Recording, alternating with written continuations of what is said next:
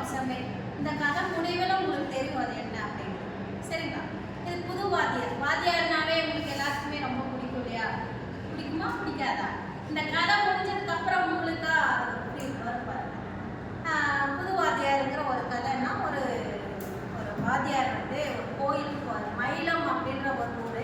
இந்த ஊர் எங்கே இருக்குது அப்படின்னா விழுப்புரம் மாவட்டத்தில் இருக்கிற ஒரு முருகன் கோவில். சரியா? மயிலம் அப்படின்றது முருகன் கோவில் இருக்கிற ஒரு இடம். அந்த இடம், அந்த கோவில் பார்த்தீங்கன்னா ரொம்ப அழகான ஒரு கோவில். எப்படி அந்த கோவிலில் முருகன் இருப்பார் அப்படின்னு பார்த்தீங்கன்னா பாதி உடம்பளவு இருக்கிற மாதிரி தான் முருகன் அங்கே இருப்பார். அந்த கோவிலில் இருக்கிற முருகன் வந்து வேலை கையில் வச்சுட்டு இருக்கிற மாதிரி இருக்கும். பாதி அளவு புகைப்படம் இருக்கும். அதை பார்த்தா அந்த சிலை அதை பார்த்தாவே எல்லாருக்கும் என்னென்னா நேரடியாக முருகன் நமக்கு ஆசீர்வாதம் கொடுக்குற மாதிரி ஒரு பிரம்மை உருவாகும். அந்த கோவில் கருவறைக்கு முன்னால் போய் நம்ம சாமி கும்பிடும் பொழுதே நம்மளுக்கு நேரடியாக முருகன் ஆசீர்வாதம் வழங்குற மாதிரி இருக்கும். அந்த மாதிரி கோவிலுக்கு தான் தினமும் ஒருத்தர் வந்து கோவிலுக்கு போவார். அவர் என்ன பண்ணுவார்னா அந்த தரிசனத்தெல்லாம் முடிச்சுட்டு அந்த மலை மேலே இருக்கு இல்லையா, அந்த மலையிலேருந்து கீழே பார்த்தா ஒரு வீடுங்களெல்லாம் தெரியும். அங்கே இருக்க செழிப்பான பூமி, அதாவது மரங்கள், வயல்வெளி அதெல்லாம் தெரியும். அதுக்கு இடையில வீடுங்களெல்லாம் தெரியும். அந்த வீடெல்லாம் இருக்கிற அந்த தெருவு இருக்கு இல்லையா, அந்த தெருவில் ஒரு சின்ன ஸ்கூல் தெரியும். மேலேருந்து பார்க்கும்போது அந்த பள்ளிக்கூடம் தெரியும். அதை பார்த்தோன்னே இவருக்கு ரொம்ப மனசில் பரவசமாக இருக்கும். ஏன் இந்த பரவசம் அவருக்கு வருது அப்படின்னு பார்த்தோம்னா, அந்த ஸ்கூலில் அந்த பள்ளிக்கூடத்தில் அவர் வந்து ஹெச்எம்மாக வேலை செஞ்சார். அதுக்கு முன்னால் ஒரு 6 வருடங்கள் வேலை செஞ்சப்போ வாத்தியாராக வேலை செஞ்சுருக்காரு. அதுக்கப்புறம் வந்து ஹெச்எம்மாக தலைமை ஆசிரியராக வேலை செஞ்சுருக்காரு. இதில் என்னென்னா அவர் வந்து மேலேருந்து பார்க்கும்போது ரொம்ப சந்தோஷமாக இருக்குது. அதை தினமும் அதை வந்து அனுபவிப்பார். ஒரு நாள் என்ன ஆச்சுன்னா, இந்த வாத்தியார் வந்து வேறு ஊருக்கு 250 மைலுக்கு அப்பால் ஒரு ஊருக்கு திருமணத்துக்காக போகணும் அப்படின்றதுக்காக ரெடி ஆகிட்டு இருக்காரு. இவங்களோட மனைவி வந்து பக்கத்தில் இருக்கிற அந்த பிடி டீச்சர் இருப்பாங்க இல்லையா, அவங்ககிட்ட போய் இந்த விஷயத்த சொல்லும் போது அவங்க திட்டுறாங்க. இந்த காலத்தில் போய் இப்படி யாருன்னே தெரியாத ஒரு கல்யாணத்துக்கு போவாங்களா, அதுவும் 250 கிலோமீட்டர் தாண்டி போவாங்களா அப்படின்னு கிண்டல் பண்ணுறாங்க. இந்த அம்மாவுக்கு ஏன் இவர் இப்படி சொல்கிறாரு? படித்தவர் வந்து காசெல்லாம் இப்படி விரயம் பண்ணுறாரு.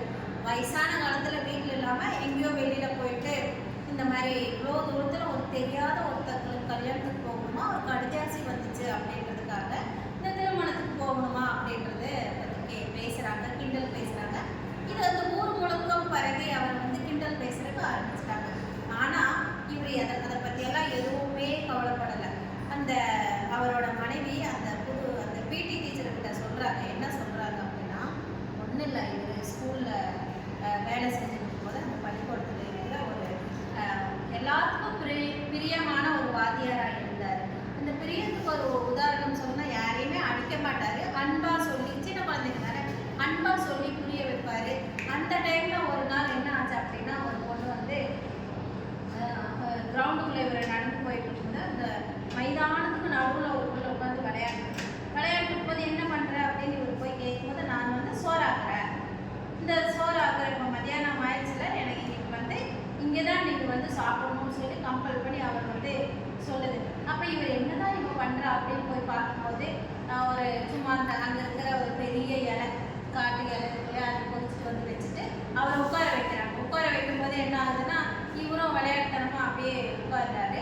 ஒவ்வொன்றா பரிமாறுற மாதிரி மண், கல், ஜல்லி அதெல்லாம் எடுத்து வைக்கிது, உணவு மாதிரி வைக்கிது. அதுக்கப்புறம் என்ன நடக்குது அப்படின்னா, அந்த சருகெல்லாம் வைக்கும் இல்லையா, அதெல்லாம் வச்சதுக்கப்புறம் அதெல்லாம் ஒரு அந்த இலையில வந்து ஒரு உணவு பரிமாறுற மாதிரி ஒரு பிரம்மையை பண்ணுது. இவருக்கு சந்தோஷமாகுது. அப்போ அந்த பொண்ணு என்ன சொல்கிறா அப்படின்னா, சாப்பிடுங்கன்னு அதட்டுறா.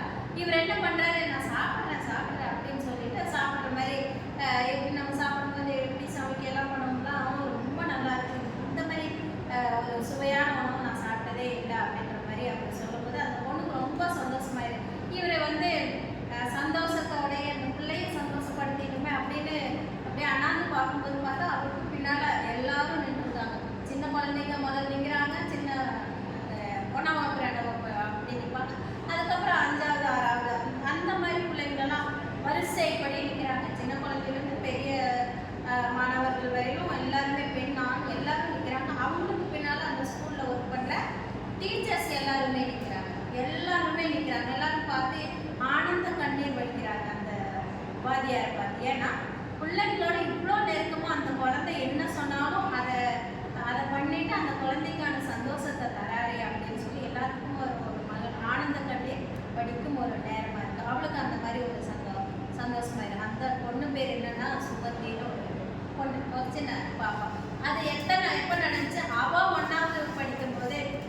நிகழ்வு நடந்துச்சு.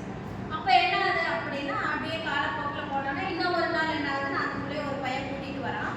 கூட்டிகிட்டு வந்து அவர் ஹெச்எம் ஆயிட்டார். அப்போ சொல்ல அடி வாங்குறதுக்காக இந்த பொண்ணு குறும்பெல்லாம் பண்ணுறா அப்படின்னு சொல்கிறாங்க.